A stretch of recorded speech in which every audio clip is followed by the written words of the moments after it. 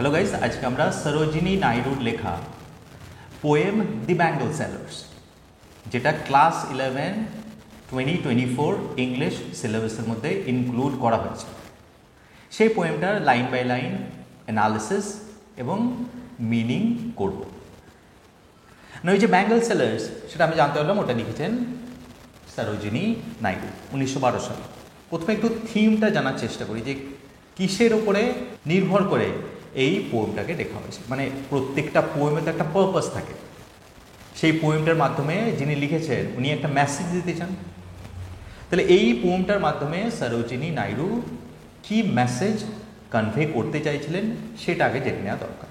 The main বা predominant যে message যেটা উনি এই কবিতার মাধ্যমে দিতে চেয়েছেন সেটা হচ্ছে উইমেন্স লাইফ, মানে একটি মেয়ের জীবন, বা বলা যেতে পারে লাইফ সাইকেল।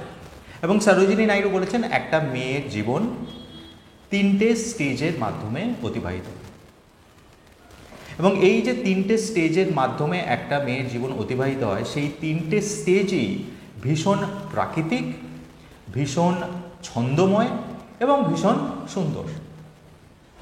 এবং সেই সুন্দর প্রাকৃতিক এবং ছন্দময় জীবনের স্তুতিবন্দনাই সরোজিনী নাইডু এই কবিতার মাধ্যমে করতে চেয়েছেন, যে কবিতার নাম হচ্ছে দি ব্যাঙ্গল সেলার্স। উইমেন্স লাইফটাকে সরোজিনী নাইডু তুলনা করেছেন আমাদের যে প্রকৃতিতে যে ঋতু হয়, শীতের পরে গ্রীষ্ম, গ্রীষ্মের পরে বর্ষা, বর্ষার পরে আবার গ্রীষ্ম, এরকম আসতে থাকে একটা সাইকেলের পরে আরেকটা সাইকেল। এটা ক্রমাগত চক্রাকারে চলতে থাকে এবং এটা ভীষণ প্রাকৃতিক, ছন্দময় এবং সুন্দর। এবং সরোজিনী নাইডু বলছেন একটা মেয়ের জীবনও ঠিক এই রকম ছন্দেই চলে, বা ইনফ্যাক্ট উনি বলতে চেয়েছেন যে একটা আদর্শ মেয়ের জীবন এই রকম ছন্দেই চলা উচিত।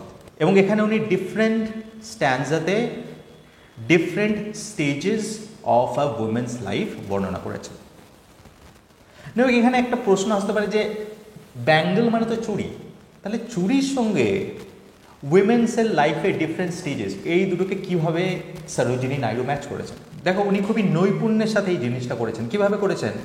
ধরে নেওয়া যাক যে এই যে চুড়ি, এই চুড়িগুলো হচ্ছে এক একটা সিজনকে সিম্বলাইজ করে।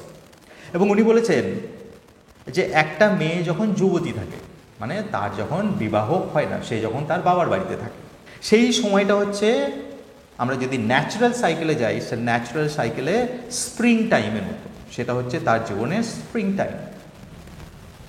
তার পরের স্টেজ যখন সে প্রথম নববধূতে পরিণত হয়, নতুন নতুন তার বিবাহ হয়, সে যখন স্বামীর ঘরে যায়, তখন সেই ফেজ অফ লাইফকে বলা হচ্ছে সামার টাইম, মানে সেটাকে গ্রীষ্মের সঙ্গে তুলনা করা হচ্ছে। তারপরে কিছু বছর অতিবাহিত হওয়ার পরে তার যখন সন্তান সন্ততি হয় এবং তাদেরকে যখন সে বড় করতে শুরু করে এবং তার উপরে দায়িত্ব এসে পড়ে, সে তখন অনেক পরিণত হয়ে যায়। এই পার্টিকুলার ফেজ অফ লাইফটাকে বলা হচ্ছে অটম, মানে আমাদের প্রকৃতিতে অটম সিজনের সঙ্গে উইমেন্স লাইফের এই ফেজটাকে তুলনা করা হচ্ছে। তাহলে আমরা 3টে ঋতু পেলাম, একটা কি, একটা হচ্ছে স্প্রিং, সামার, অটম। তা 3টে ঋতু দিয়ে উনি একটা মেয়ের 3টে স্টেজেস অফ লাইফকে তুলনা করেছেন। তাহলে এই সবের মধ্যে ব্যাঙ্গল কোথা থেকে আসছে? সরোজিনী নাইডু বলছেন এই এক একটা স্টেজকে বা এক একটা ঋতুকে আমরা ব্যাঙ্গলের সঙ্গে তুলনা করতে পারি। তাহলে ঠিক যেভাবে একটা মেয়ে চুড়ি পরে অলংকার হিসেবে তার সৌন্দর্য বাড়ানোর জন্য, ঠিক সেইভাবেই তারা এই ডিফারেন্ট স্টেজেস অফ লাইফ সেইগুলোকে তারা গ্রহণ করে নেয়। এবং সেইগুলোকে যখন তারা গ্রহণ করে নেয়, ঠিক যেভাবে তারা চুড়িগুলোকে গ্রহণ করে এবং সেগুলো যখন তারা পরে, তাহলে এখানে বলা যেতে পারে যখন তারা ডিফারেন্ট স্টেজেস অফ লাইফের মধ্যে দিয়ে যায় এবং তারা যখন এই স্টেজেস অফ লাইফগুলোকে আনন্দের সঙ্গে গ্রহণ করে নেয়, কারণ কেউ তো আর চুড়ি জোর করে পড়ে না, তার ভালো লাগে তাই পড়ে। তার বলছে একটা আইডিয়াল ওম্যান যখন সেই ডিফারেন্ট স্টেজেস অফ লাইফ আনন্দের সঙ্গে স্বীকার করে নেয়, তখন ঠিক চুড়ি পরলে তাকে যেরকম সুন্দর দেখায়, ঠিক সেই রকমই ডিফারেন্ট স্টেজেস অফ লাইফে তাকে বিভিন্নভাবে সুন্দর দেখায়। ঠিক এইভাবেই উনি ওই ব্যাঙ্গেলগুলোকে এখানে প্রতিস্থাপন করেছেন। মানে তাহলে ব্যাঙ্গেলগুলোকে তুলনা করা যেতে পারে different stages of a woman's life or different seasons. তাহলে এটা হচ্ছে মোটামুটি একটা থিম। কি থিম? Different stages of woman's life and how peacefully and how gleefully তারা সেই ডিফারেন্ট স্টেজেসগুলোকে গ্রহণ করে নেয়, এবং যদি গ্রহণ করে নেয় এবং তারা যদি এটাকে বলা হয় আমাদের ট্রেডিশনাল ওয়ে অফ লাইফ। নাও এই যে আমরা একটা মেয়ের, একটা আইডিয়াল মেয়ের একটা জীবন কীরকম হওয়া উচিত, যেটা একটা চিত্র পাচ্ছি, সেটা কিন্তু বেসড অন ইন্ডিয়ান ট্রেডিশন। আমরা অন্য দেশে নয়, ভারতীয় মহিলাদের কথা বলছি। এবং বলা হচ্ছে যে উনি এইরকম একটা জীবনকে, মহিলাদের এরকম একটা জীবনকে সরোজিনী নাইডু বলছেন সম্মান করেন, এবং বলা হচ্ছে উনি এটার একটা হোমেজ উনি দেখছেন যে সত্যি ভারতীয় নারীরা যে ধরনের লাইফস্টাইল লিড করে বা যে ধরনের ডিফারেন্ট স্টেজেস অফ লাইফের মধ্যে দিয়ে যায় সেটা সম্মান করার মতো। সরোজিনী নাইডু মেয়েদেরকে এইরকম একটা লাইফস্টাইল লিড করতে, কারণ কি উনি বলছেন যে এই ধরনের লাইফস্টাইল কেন, এটা হচ্ছে একটা ট্রেডিশন। এই ট্রেডিশনের আভাস আমরা কবিতাটার অনেক জায়গায় পাবো। ট্রেডিশন মানে যেটা আমাদের বাপ দাদা ঠাকুরদারা বা পূর্বপুরুষরা করে এসছে, মানে এটা টাইম টেস্টেড। এগুলোকে এর আগে যারা আমাদের আগে মহিলা ছিলেন তারাও করে এসেছিলেন, তারাও অনেক ভালো ফল পেয়েছেন। সেই জন্য আমাদেরও, মানে ভবিষ্যৎ প্রজন্ম যারা আছে তাদেরও এটা হচ্ছে একটা দায়িত্ব, বা এটা বলা যেতে পারে একটা কর্তব্যের মধ্যে পড়ে যে তারাও এই রকম লাইফ সাইকেলের মধ্যে দিয়ে যেন যায়। আচ্ছা, এই কবিতাটার যে রাইমিং স্কিম কি আছে বা ফর্মটা কি আছে, মিটারটা কি আছে, এগুলো তো আমরা জানবোই, তাও একটু জেনে নিই। আমরা এখান থেকে দেখতেই পাচ্ছি যে এইখানকার যে স্ট্রাকচার আছে পোয়েমটার, সেই স্ট্রাকচারটা হচ্ছে 6টা করে লাইন আছে প্রত্যেকটা স্ট্যান্জাতে। আর আমরা হয়তো এটা জানি যে প্রত্যেকটা স্ট্যান্জাতে যদি 6টা করে লাইন থাকে তাহলে সেটাকে বলা হয় সেস্টেটস। তাহলে 4টে সেস্টেটস আছে, মানে 4 × 6, তার মানে এই পুরো কবিতাটা ইজ কনসিস্ট অফ 24 লাইন, 24টা লাইন আছে। এবং এখানে যদি আমরা রাইমিং স্কিমটা দেখি, এটা কাপলেটে লেখা হয়েছে, মানে প্রত্যেক ফার্স্ট লাইনের সঙ্গে সেকেন্ড লাইনে লাস্ট যে ওয়ার্ড বা লাস্ট যে সিলেবল বলা যেতে পারে সেগুলোর মিল আছে। না, এখানে আগে প্রথম যে 6টা লাইন আছে, মানে প্রথম যে সেস্টেটটা আছে সেটা একটু পড়ে নিই, তারপরে আমরা মিনিং করব। Bangle sellers are we who bear our shining loads to the temple fair. Who will buy this delicate, bright, rainbow-tinted circle of light, lustrous tokens of radiant lives for happy daughters and happy wives? Now, এখানে লেখা আছে Bangle sellers are we who bear our shining loads to the temple fair. তাহলে এখানে বোঝা যাচ্ছে যে এটা চুড়ি বিক্রেতা, সেই চুড়ি বিক্রেতাদের কোরাস। এবং সেই চুড়ি বিক্রেতারা যখন তারা একসঙ্গে তাদের চুড়ি বিক্রি করার জন্য এক ধরনের কবিতা বলে, তাদের কাস্টমারদের অ্যাট্রাক্ট করার জন্য, তাহলে এই ব্যাঙ্গল সেলার্সদের সেই কবিতা দিয়েই বা সেই এক ধরনের বলতে পারো এরকম একটা রাইম দিয়েই শুরু হচ্ছে। কিন্তু একটা জিনিস লক্ষ্য করা আছে যে ব্যাঙ্গল সেলাররা সবাই একসঙ্গে চিৎকার করছে, তা সত্ত্বেও মনে হবে যে তাদের কথাটাকে খুব স্পষ্ট শোনা যাচ্ছে। এবং সেই ব্যাঙ্গল সেলার্সরা একসঙ্গে কি বলছে, বলছে ব্যাঙ্গল সেলার্স আর উই, বলছে আমরা হচ্ছে চুড়ি বিক্রেতা। হু বেয়ার, বেয়ার মানে বহন করে নিয়ে আসে, our shining loads to the temple fair.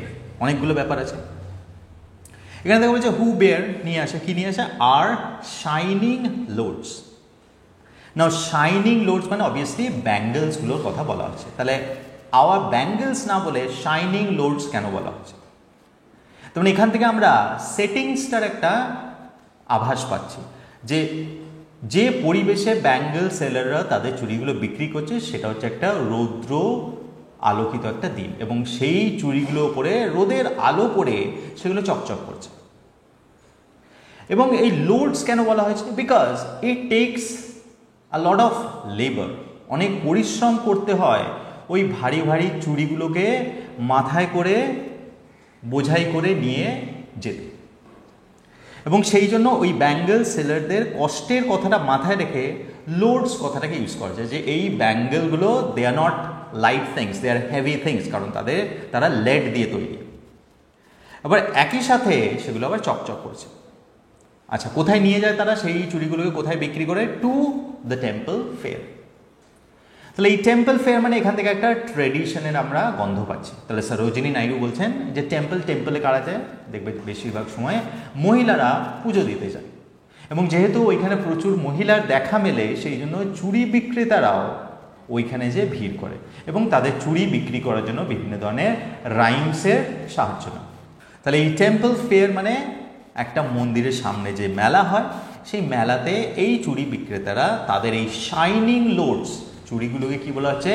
Shining loads. তার মানে এখান থেকে আমরা ইঙ্গিত পাচ্ছি সরোজিনী নাইডু বলছেন যে এরা কিন্তু সাধারণ হকার নয় বা সাধারণ চুড়ি বিক্রেতা নয়, তারা শুধুমাত্র চুড়ি বিক্রি করছে না, চুড়ির আড়ালে তারা কিন্তু ওর থেকে অনেক ইম্পর্টেন্ট কিছু জিনিস অফার করছে। সেগুলো কি সেটা আমরা পরে জানবো। এই দুটো লাইন মিনিং আমরা পেয়ে গেলাম। তারপর বলছে হু will buy this delicate bright rainbow tinted circle of light. না, এখানে হু উইল বাই দিস, আবার এখানে খুব সহজেই উনি ব্যাঙ্গেল কথাটা ইউজ করতে পারতেন, কিন্তু সেটা নিয়ে ইউজ করে বলছেন who will buy this delicate মানে সূক্ষ্ম, ব্রাইট মানে উজ্জ্বল, rainbow tinted. Why rainbow tinted? Because ওই চুড়িগুলোর উপরে যখন সূর্যের আলো এসে পড়ছে তখন সেগুলো রেইনবো টিন্টেড মানে একটা রামধনুর যে রঙগুলো থাকে সব কটা রঙেরই দেখা পাওয়া যাচ্ছে। তার মানে বোঝা যাচ্ছে যে এইখান থেকে একটা আভাস পাচ্ছি যে এই চুড়িগুলোকে যদি ওমেন লাইফের সঙ্গে তুলনা করা হয়, তার মানে একটা মেয়ের জীবনও এরকম রেইনবোর মতো বিভিন্ন রং দিয়ে উজ্জ্বলিত। এবং বলছেন এগুলো শুধু রেইনবো টিন্টেড তাই নয়, এগুলো হচ্ছে সার্কেলস অফ লাইট। দেখো আরও একটা সুন্দর অ্যাডজেক্টিভ উনি ব্যাঙ্গেলসগুলোর জন্য ইউজ করেছেন। ওখানে বলেছিলেন শাইনিং লোড, এখানে বলছেন rainbow tinted circles of light. এই সার্কেলস অফ লাইট মানে কি বোঝায়? অবভিয়াসলি এটা চুড়িগুলোকে বোঝাচ্ছে, কিন্তু দেখো আমরা যদি মনে কল্পনা করি একটা ইমেজারি সৃষ্টি হচ্ছে। ইমেজারিটা হচ্ছে সার্কেলস অফ লাইট মানে লাইটের একটা circle. Doesn't it look like a magical thing? এরকম দেখবে ম্যাজিকে এরকম একটা জিনিসের আমরা কল্পনা করতে পারি। তার মানে বোঝা যাচ্ছে এরা শুধুমাত্র চুড়ি বিক্রি করছে না, they are selling something magical, they are selling something amazing, they are selling something which is very rare, খুবই দুর্লভ কিছু জিনিস তারা বিক্রি করছে। এবং সেই জন্যই এই চুড়িগুলোকে বলছে শুধুমাত্র চুড়ি নয়, এইগুলোর মধ্যে অনেক ম্যাজিক্যাল কোয়ালিটিস আছে। এবং উনি তখন কাস্টমারদের আহ্বান করছেন বা ওনারা ব্যাঙ্গেল সেলার্সরা যে কারা কিনবে এই চুড়িগুলো। এটা হচ্ছে একটা সেলস পেজ, মানে কেউ যখন একটা সেলসম্যান থাকে সে যখন বিক্রি করে তার একটা সেলস পেজ থাকে, দেখবে বিভিন্ন ধরনের আকর্ষক কথাবার্তা বলে তারা কাস্টমারদের আহ্বান করে। ঠিক এইখানেও সেরকমই বলা হচ্ছে, সেই জন্যেই সরাসরি চুড়ি না বলে এরকম ডেলিকেট ব্রাইট বলছে। আর দেখো রেইনবো টিন্টের এটা আর একটা তাৎপর্য আছে যে রেইনবোতে তো সব কটা রঙই থাকে। তার মানে এখান থেকে ইমপ্লাই করা হচ্ছে বা ব্যাঙ্গেল সেলার ইমপ্লাই করছেন যে এই চুড়িগুলো ইজ ফর এভরিবডি, কারণ যার যে রঙটা পছন্দের সেই রঙটা সে চুড়িগুলোর মধ্যে পাবে, কারণ চুড়িগুলো কি রঙে? রেইনবো, রামধনু রঙের। তাহলে আমার যদি গ্রিন কালারটা পছন্দ হয় তাহলে আই এম শিওর আমি যদি চুড়িগুলো কিনতে যাই তাহলে আমার গ্রিন কালারটা থাকবে। দ্যাট মিনস ব্যাঙ্গেল সেলার কি বলছে? এই চুড়িগুলো সব মহিলারাই পরতে পারে। তাহলে এটাও একটা খুব ক্লেভার ট্রিক বলা যেতে পারে ব্যাঙ্গেল সেলারে ইউজ করেছে তার কাস্টমারদের অ্যাট্রাক্ট করার জন্য। পরের দুটো লাইনে চলে যাই। পরের দুটো লাইনে হচ্ছে lustrous tokens of radiant lives for happy daughters and happy wives. এখানে লাস্ট্রাস মানে আমি কি জানি? উজ্জ্বল। টোকেন্স, তাহলে lustrous tokens that means the bangles of radiant lives. এই যে রেডিয়েন্ট লাইফ কাদের? এই রেডিয়েন্ট মানে a life full of energy and joy, এই ধরনের জীবনকে বলা হয় রেডিয়েন্ট লাইফ। এই রেডিয়েন্ট লাইফ কাদের বলা হয়েছে? Life of a woman. একটা মেয়ে বা একটি মেয়ে তার জীবনটা কিন্তু সবসময় রেডিয়েন্ট মানে খুশিতে পরিপূর্ণ, এবং সেই খুশির পার্ট হচ্ছে ব্যাঙ্গলস। মানে তারা যখন চুড়ি পরে বা তাদের জন্য যদি চুড়ি কিনে নিয়ে যাওয়া হয় তাহলে তারা কেউ ভীষণ খুশি হয়ে যায়। এই যে ব্যাঙ্গেল সেলার তারা সেটাই বলছে যে আপনারা যদি চুড়ি কেনেন বা আপনারা যদি বাড়িতে যারা মহিলা আছে তাদের জন্য এই চুড়ি কিনে নিয়ে যান, they will be happy.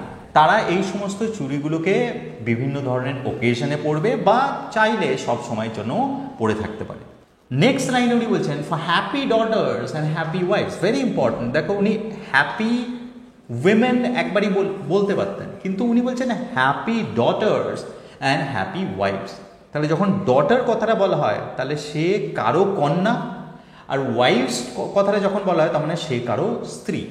Sarojini Naidu এটা পরিষ্কার করে দিচ্ছেন যে একটা মেয়ের খুশি বা একটা মেয়ের জীবন কতটা রেডিয়েন্ট সেটা নির্ভর করছে তার আশেপাশের সম্পর্কের সঙ্গে। দ্যাট মিনস সরোজিনী নাইডু বলতে চাইছেন যে আইদার একটা কন্যা, সে যখন একটি মেয়ে যখন কন্যা হয় তখনই সে খুশি হতে পারে। That means when she acts as an ideal daughter to her father, তার বাবার একটা আইডিয়াল ডটার হিসেবে যখন সে অ্যাক্ট করে তখনই সে খুশি হয়, বা তার যখন বিবাহ হয়ে যায় এবং যখন সে হাজব্যান্ডের সঙ্গে থাকে, তার মানে এখন তার সম্পর্কটা কার সঙ্গে, হাজব্যান্ডের সঙ্গে, তখন সে হ্যাপি থাকে। সেই জন্য happy daughters and happy wife's এই কথাটা বলা হচ্ছে। This is the traditional way of Indian women's, মানে আমাদের ভারতের এটাই হচ্ছে প্রথা যে first stage of A life একটি মেয়ে কী করবে, একটি মেয়ের জন্য তার বাবাই সব, এবং সেটা আমরা দেখেছি সেটাই হয়। কিন্তু তারপরে তার যখন বিবাহ হয়ে যাবে তখন সে একটা অন্য বন্ধনে আবদ্ধ হয়ে যাবে, তখন তার জন্য তার হাজব্যান্ডই সব। এবং সরোজিনী নাইডু এটা এমফাসিস করছেন, এই যখন ডিফারেন্ট স্টেজের থ্রু দিয়ে মহিলারা যায় তারা কিন্তু দে আর নট স্যাড। তারা যখন ডটার্স থাকে দে আর হ্যাপি, আবার তারা যখন ওয়াইফস হয় দে আর হ্যাপি, বা দে are suppose two be happy, তাদের খুশি থাকা উচিত। Because that is the ideal way of a women's life. Because এটাই হচ্ছে আমাদের ভারতে একটা মহিলার আদর্শ জীবনযাপন করা বা একটা রেডিয়েন্ট লাইফ জীবনযাপন করার আইডিয়াল ওয়ে। তাহলে ইন দ্যাট সেন্স আমরা এই দুটি লাইনকে বলা যেতে পারে এখানে একটা সিম্বলিজম ইউজ করা হয়েছে। কী সিম্বলিজম? সেই সিম্বলিজমটা হচ্ছে যে এই যে ব্যাঙ্গেলগুলো আছে সেই ব্যাঙ্গেলসগুলো are not merely only bangles, এগুলো শুধুমাত্র চুড়ি নয়, এগুলো সিম্বলাইজ করছে একটা মেয়ের রেডিয়েন্ট লাইফের ডিফারেন্ট স্টেজেস। নাও এই যে 6টা লাইন আছে, এবার এই 6টা লাইনে পোয়েটিক ডিভাইস কী কী ইউজ করা হচ্ছে সেইগুলো আমরা একটু দেখে নেব। নাও আমি যদি সেকেন্ড লাইনে চলে যাই, ওখানে একটা কথা আছে শাইনিং লোডস। এই যে শাইনিং লোডস এটা একটা ইমেজারি এবং এটাকে বলা হয় একটা poetic device. Guys, what is imagery? Imagery মানে হচ্ছে যদি এমন কিছু লেখা হয় এবং ডেসক্রিপটিভ মানে একটা ডেসক্রাইব কোনো জিনিসকে করা হয়েছে এবং সেই ডেসক্রিপশন থেকে আমাদের হিউম্যান সেন্সকে জাগানো যায়। আমাদের বেসিক্যালি আমাদের যে ইন্দ্রিয়, সেই ইন্দ্রিয়গুলো হচ্ছে সাইট দেখা, হিয়ারিং শোনা, টেস্ট মানে স্বাদ নেওয়া, টাচ মানে স্পর্শ করা, স্মেল মানে ঘ্রাণটা। তাহলে যদি এমন কিছু জিনিস পোয়েমে ইউজ করা হয় যেটা থেকে আমরা এই 6টার মধ্যে যে কোনো একটা সেন্সকে ইউজ করে সেটাকে অনুভব করতে পারবো, তাহলে সেই ধরনের জিনিসকে বলা হয় ইমেজারি। তাহলে দেখো এই শাইনিং লোডস এই কথাটা লিখেছে, এটা হচ্ছে একটা ভিজুয়াল ইমেজারি। কারণ শাইনিং লোডস কথাটা যখন অ্যাজ এ রিডার আমরা পড়বো তাহলে কিছু চকচকে জিনিসের কথা আমরা আমাদের মনশ্চক্ষু দিয়ে দেখতে পাবো, এবং যেহেতু এটা দেখতে পাচ্ছি একটা দৃশ্য, সেই জন্য এটাতে আমরা কী করছি, তাহলে ওই যে সাইট বলেছিলাম একটা, সেই সাইট সেই ইন্দ্রিয়টার আমাদের সজাগ হচ্ছে, এবং সেই জন্যই এই ধরনের ইমেজারিকে বলে ভিজুয়াল ইমেজারি। তাহলে এই শাইনিং লোডস কথাটা ইউজ করে উনি ভিজুয়াল ইমেজারি দিয়েছেন। আবার দেখো সরোজিনী নাইডু তারপরে উনি বলছেন ডেলিকেট ব্রাইট, আবার rainbow tinted circles of light, আবার এখানে বলছেন lustrous tokens of radiant lifes. তাহলে এখানে এই lustrous tokens, delicate, bright, rainbow tinted, circles of light, দেখো এই প্রত্যেকটাতেই কিন্তু উনি ইউজ করেছেন ইমেজারি। আর একটা পোয়েটিক ডিভাইস উনি ইউজ করেছেন যেটাকে বলা হয় রেপিটেশন। নাও রেপিটেশন মানে কি? এটা হচ্ছে একটা figure of speech. Figure of speech মানে আমরা জানি ফিগার অফ স্পিচ মানে হচ্ছে কিছু শব্দ দিয়ে বা কিছু ফ্রেজ দিয়ে সরাসরি সেটাকে মিন না করে অন্য কিছু মিন করা, ইনডিরেক্টলি বলা যেতে পারে সোজা কথা, সেটা বলে ফিগার অফ স্পিচ। তাহলে যেখানে একটা ওয়ার্ডকে বা একটা ফ্রেজকে রিপিট করা হয়, একটা ওয়ার্ড আছে সেই ওয়ার্ডটাকে মাঝখানে কিছু ওয়ার্ড ছেড়ে আবার রিপিট করা হলো, মানে কিছু ইন্টারভিনিং ওয়ার্ডস ছেড়ে দিয়ে আবার রিপিট করলো, এই আবার রিপিট করা হলো, এই ধরনের পোয়েটিক ডিভাইসকে আমরা বলে রিপিটেশন।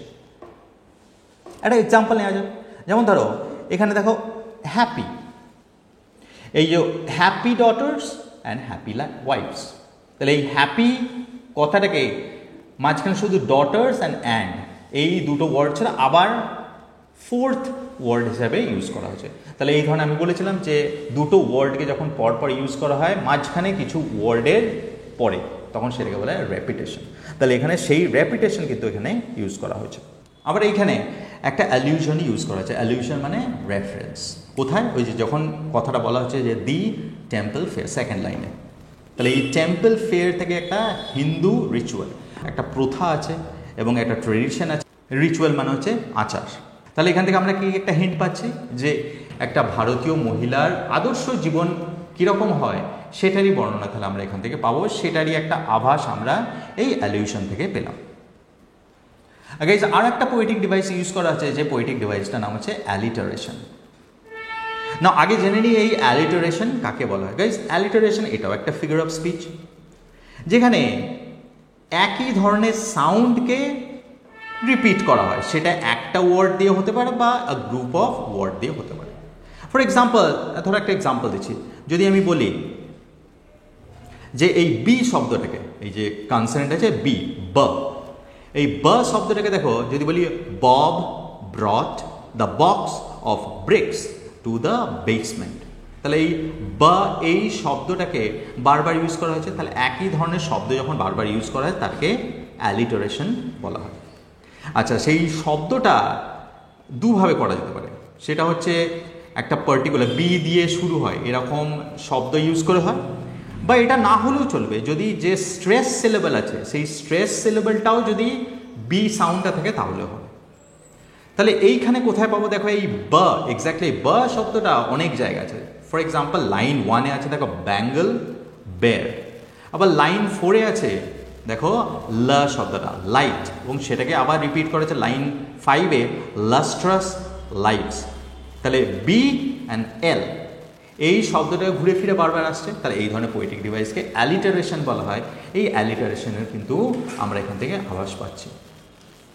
আচ্ছা, এই 6টা লাইনে যদি আমরা আগেই বললাম যে এই 6টা লাইনে যে রাইমিং স্কিম ইউজ করা আছে সেটা হচ্ছে কাপলেট, তার মানে সুন্দর ছন্দের একটা মিল আছে। দেখো bear fair bright light lives wives, তার মানে এখান থেকে সরোজিনী নাইডু আমাদেরকে বলতে চাইছেন যে একটা মেয়ে তারও জীবনটা এরকম ছন্দময়। কিন্তু এখানে খুব ইন্টারেস্টিং একটা জিনিস আছে এই মিটারটার মধ্যে।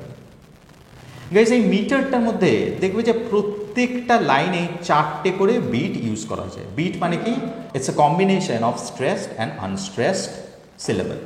তাহলে তুমি যদি খুব ভালোভাবে এটাকে অ্যানালিসিস করো দেখবে প্রত্যেকটা লাইনে 4টে করে বিট আছে, কিন্তু কোনো পার্টিকুলার ফুটকে এ কিন্তু ফলো করছে না। মানে বিটের সংখ্যাটা কনস্ট্যান্ট, কিন্তু যেমন ধরো আয়াম্বিক পেন্টামিটার, এখানে কি হয় আয়াম্বিক পেন্টামিটার কি হয়, এখানে 5টা বিট থাকে প্রত্যেক লাইনে, এবং আয়াম মানে কি এটা পার্টিকুলার একটা স্ট্রেস প্যাটার্নকে ফলো করে, যে আনস্ট্রেসড স্ট্রেস, তারপরে আবার আনস্ট্রেস স্ট্রেস, তারপরে আবার আনস্ট্রেস স্ট্রেস, এইভাবেই কিন্তু চলতে থাকে। কিন্তু এইখানে সরোজিনী নাইডু কিন্তু একটু বাইরে গেছেন, উনি বলছেন প্রত্যেকটা লাইনে বিট তো 4টে আছে, কিন্তু কোনো পার্টিকুলার ফুটকে, মানে ওই আয়াম্বিক পেন্টামিটার এটা একটা ফুট, কোনো কিন্তু ফলো করেননি। আমরা যদি লাইন 1 and 2টা নিই একটা এক্সাম্পল হিসাবে তাহলেই বুঝতে পারবো। দেখো ওখানে লেখা আছে bangle sellers are we who bear our shining loads to the temple fair. না এখানে দেখো আমি বোল্ড যেগুলো করে দিচ্ছি সেগুলো হচ্ছে স্ট্রেসড। তাহলে এটাকে এইভাবে পড়া যেতে পারে bangle sellers are we who bear our shining loads to the temple fair. তাহলে এই প্রথম লাইনটা, সে প্রথম লাইনের যে বিট সংখ্যা দেখো 4টে, কারণ 4টে স্ট্রেস সিলেবল আছে, ব্যাং সেল উই বেয়ার। কিন্তু এখানে কোনো পার্টিকুলার ফুডকে ফলো করা হয়নি। প্রথমে স্ট্রেস, তারপর আনস্ট্রেস, তারপরে স্ট্রেস, তারপরে আনস্ট্রেস, তারপরে আবার আনস্ট্রেস স্ট্রেস, উল্টো হয়ে গেছে। ঠিক সেকেন্ড লাইনে তাই, এখানেও 4টে বিট আছে কিন্তু কোনো পার্টিকুলার ফুডকে ফলো করা হয়নি। তাহলে এটা খুব ইন্টারেস্টিং জিনিস, সেটা সরোজিনী নাইডু ইউজ করছেন। না why did she use this, কেন সেটা ইউজ করেছেন যে এখানে উনি বিট সংখ্যাটাকে সমান রেখেছে কিন্তু কোনো পার্টিকুলার ম্যাট্রিক্যাল ফুড ইউজ করেনি। সেটা মানে হচ্ছে উনি এখানে এই ফিলটা দিতে চেয়েছেন যে এটা একটা নার্সারি রাইমের মতো। ওনারা বলতেন না যে খোকা ঘুমালো, পাড়া জোড়ালো, বর্গি এলো দেশে, তো তার মধ্যে কি ছিল, তার মধ্যে একটা মিস্ট্রির ব্যাপার ছিল। সেটা যখন আমরা শুনতাম তখন আমরা কোনো এক রহস্যময় জগতে হারিয়ে যেতাম। এবং সেইগুলো সেকেন্ড থিং, সেগুলো ট্র্যাডিশন, মানে সেইগুলো আমার মারা বা আমার দিদিমারা ওনারাও ওনাদের মায়েদের কাছ থেকে শুনেছিলেন এবং সেই থেকেই আমরা শুনছি। তারপরে হয়তো এখন সেগুলো বইয়ের মধ্যে ছাপা হচ্ছে। তাহলে তার মধ্যে একটা মিস্ট্রি ব্যাপার আছে, তার মধ্যে একটা ম্যাজিক্যাল ব্যাপার আছে, তার মধ্যে একটা প্রাচীনত্বের একটা গন্ধ আছে। এবং সেই ফিলটা দেওয়ার জন্যেই উনি কিন্তু এই রকম প্রথম কথা কাপলেট ইউজ করেছেন, যেটা রাইমিং স্কিমের মধ্যে বা যেটা আমাদের দাদু দিদিমারা ইউজ করতেন ঘুম পাড়ানোর জন্য আমাদের, ঠিক সেই ধরনের একটা রাইমিং স্কিম, মানে অ্যাজ ইফ এটা মনে হচ্ছে একটা নার্সারি রাইম। একটা আদর্শ মেয়ের যে জীবন হওয়া উচিত সেই জীবনটা কিন্তু প্রাচীন, ভীষণ প্রাচীন একটা গতানুগতিক জীবন। এবং আমাদের যারা পূর্বপুরুষ ছিলেন তারাও এই ধরনের জীবন অতিবাহিত করেছেন এবং তারাও সেই জীবন অতিবাহিত করে খুশি ছিলেন। এবং সরোজিনী নাইডু বলছেন that is the ideal way to lead a women's life, এবং সেই জিনিসটা উনি বারবার এখানে কিন্তু আমাদেরকে বোঝাতে চেয়েছেন। This is the analysis of the first স্ট্যান্সা।